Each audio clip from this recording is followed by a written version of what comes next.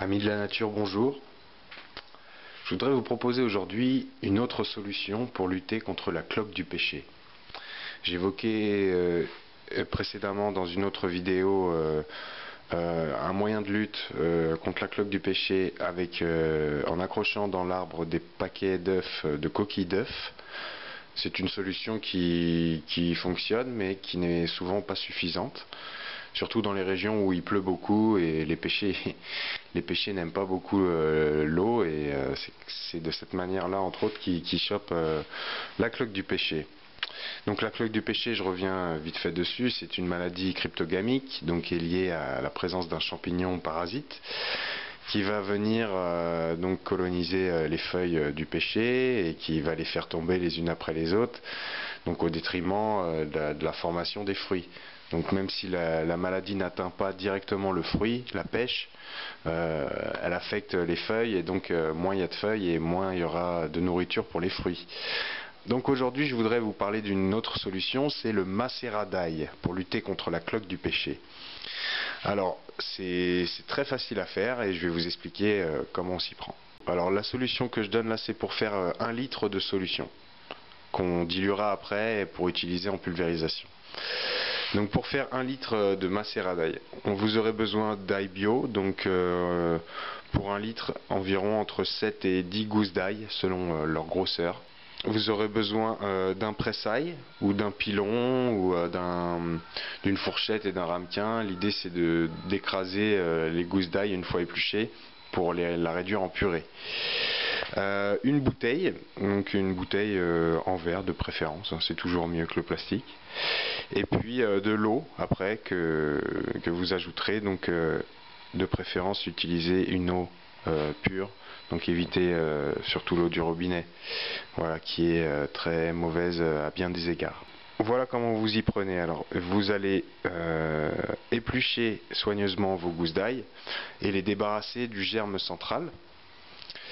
Une fois que vous aurez épluché vos gousses, vous les passez au presse-ail ou au pilon pour le réduire en purée, bien le presser. Ensuite vous allez remplir votre purée d'ail dans la bouteille et vous allez remplir d'eau vraiment jusqu'en haut de la bouteille, de sorte qu'il y ait le minimum d'air, voire pas du tout, que ce soit anaérobie, qu'il n'y ait pas d'oxygène dans la bouteille, donc pas d'oxydation, donc pas de putréfaction. Voilà, on fait un macérat, on ne veut pas que ça putréfie, que ça pourrisse.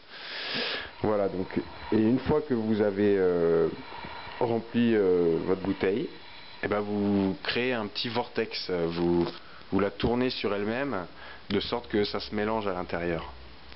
Et voilà, c'est prêt. Enfin, c'est prêt. Presque. Après, c'est le temps qui fait son œuvre. Donc vous placez votre bouteille à l'abri de la lumière directe du soleil pendant entre 5 et 10 jours.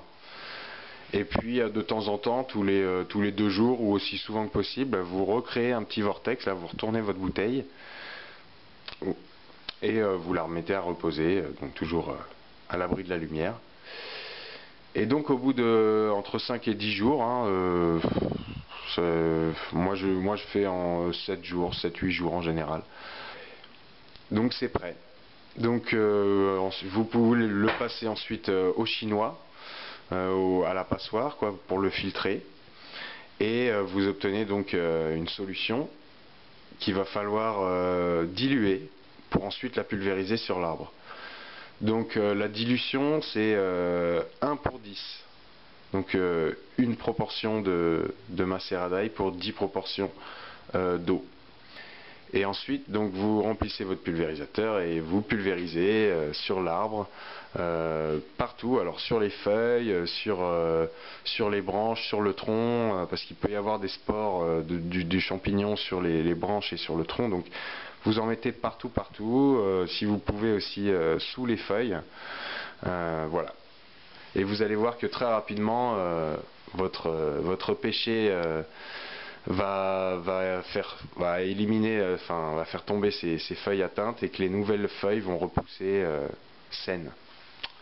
Vous pouvez aussi en complément faire la même chose mais en arrosoir, avec un arrosoir, en arrosant au pied votre pêcher avec la même dilution à 10%. Voilà, donc après, si vous avez beaucoup de pêchés ou si vos pêchés sont grands, vous pouvez en faire plus. Vous pouvez aussi, pour éviter le retour de ce parasite, enlever les feuilles atteintes qui sont au sol, en enlever le plus possible, et celles qui sont dans l'arbre aussi. Donc ça sera toujours mieux pour éviter une récidive de la cloque. Le macérat donc ça marche aussi très bien sur les maladies cryptogamiques sur des tomates, comme le mildiou ou l'oïdium. Donc en préventif et en curatif. Donc vous pouvez même en pulvériser sur les fruits, il n'y a pas de problème. Ça ne va pas les faire pourrir. L'ail, c'est un antifongique, donc ça agit contre les champignons, quels qu'ils soient. Donc c'est un très puissant antifongique, très bon à la santé humaine et très bon à la santé des plantes aussi, en général. Voilà. Après, il y a peut-être des cas particuliers, mais bon. Et voilà pour cette petite vidéo. Et c'est le macérat d'ail, donc c'est pareil, c'est à renouveler aussi, hein. S'il y a des forts orages, c'est toujours bien d'en remettre par la suite pour éviter un retour de la cloque du pêcher.